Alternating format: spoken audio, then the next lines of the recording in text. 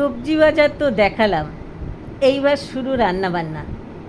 আর রান্নাবান্না সম্পূর্ণ ভিডিও দেখাবো না, সব অল্প অল্প দেখাবো, ভিডিওটা নাইলে অনেক বড় হয়ে যাবে।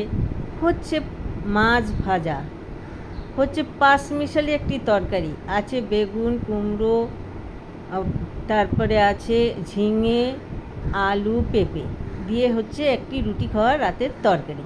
আর এখন হচ্ছে সর্ষে পোস্ত কাজু বাদাম দিয়ে এতে টেবে নারকেল কোড়াও দিয়েছি, দিয়ে হচ্ছে মাছের ঝোল, একটু অনুষ্ঠান বাড়ির মতো।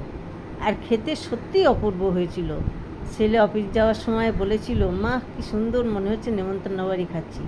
আর এর সাথে থাকছে লাউ পাতা চিংড়ি, যা আমাদের অনেক অনেক ফেভারিট।